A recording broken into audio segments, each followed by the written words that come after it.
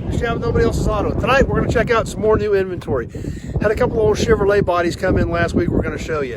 A 36 and a 37. These came from a local guy. He was doing a farm cleanup. And even though these cars are rough, he's like, I just can't crush them, which is great. He called me. He's restoring an old International 6-speed special, so he understands the importance of keeping this stuff around. He's like, if I sell it to you, I know it's going to go out in the road, and somebody's going to be able to use something off these cars. If we flatten them, they're gone. So really appreciate it when guys think of us, all of us in the hobby, and call me to bring this stuff in. So I bought them from him. We just got them in, got them unloaded. We'll get them set back in their rows when we get sorting things around here. But want to bring you a quick video and show them to you tonight. We'll start right here with this 36. Not much left of the 36 at all. Just a body. It is a two-door sedan though. There is still a few bits and pieces here, but just not a lot.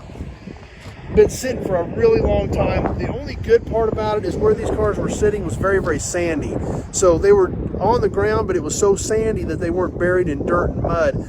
So the rust is not as bad as you would expect on some old cars like this that have been sitting around for a really long time. But let's take a look at this 36. It is just the body. We've got a lot of the front end as well, but the front end is really, really rough.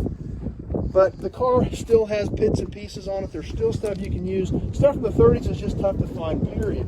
We've still got our trim tag here. We can take a look at that. And right here where we see style number, the first two digits where we see the 36. Always a telltale sign on those trim tags to know what year you're dealing with. So even though this old car's rough, when it's flat, nothing's good on them. There's patches, there's pieces, there's bits here and there on this stuff. So we always want to keep it around. So even though this old 36 is pretty tough, we're going to put her out in the row and somebody will use something off of it at some point in time. The 37 is rough, but not near as rough as the 36. We've got it sitting here. It's also a two-door sedan. The grill shell's banged up a little bit up on top, but really pretty solid. Still a fixable grill shell. The fenders may even be workable because this is all original Chevrolet steel. You've got metal to work with on this stuff. So even though some of this stuff is banged up a little bit, a lot of it can still be fixed. Still got our tags on this one as well. We see right here with the style number, we've got the 37 on it. And this car still has quite a bit on it, really. The body's pretty much all here. There's still some trim on it. We come all the way around the back. The trunk lid's here. It's rough, but it's here. It's been banged up. As we come around this side, like I said, it is a two-door, so there is definitely stuff that can be used to save some more of these, especially with both these cars being two-doors. We can take a peek inside. We'll see it's actually got a banjo steering wheel in it. Still got some trim on the dash. Seat springs are there. Garnish moldings are there.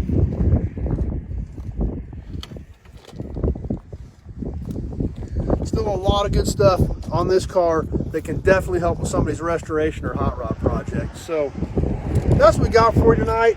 We keep walking around this thing. We see we've got the windshield stand still there. We've got the hood support or the radiator support bar still there. All kinds of knick-knack bits and pieces on these cars, even though they're nowhere near complete. But when they're flat, nothing's good. So really appreciate it when people think about not only bringing them into me, but the hobby in general, because once they're flat and they're gone, nobody gets to use anything off of them. So it's always great when that happens. So that's what we have for you tonight. Bring you some more new inventory. Hope you like checking them out. Maybe there's something you need, but that's what we're here for. We like old cars, and that's why we do the videos. That's why we do all the stuff we do with the hobby. So hope you like checking these out. Hope you like seeing the interesting old stuff that comes in as it comes in.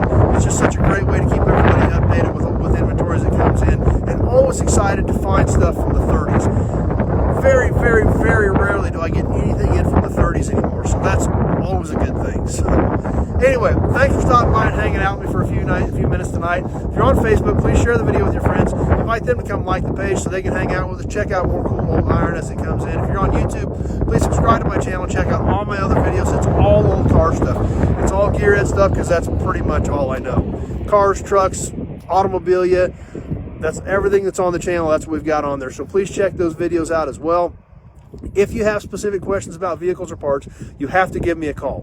620-786-4428. Having that short conversation about your project, year, make, model, body style, direction you're going with your build, exactly which pieces you need.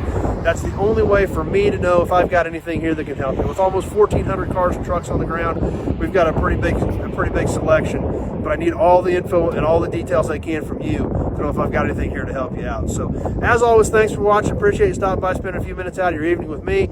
Stay tuned. More exciting videos coming up. Be sure to check out what we got coming up. Every week we post new videos of more cool old irons. So hang in there with us, and hope to see you soon on the next video.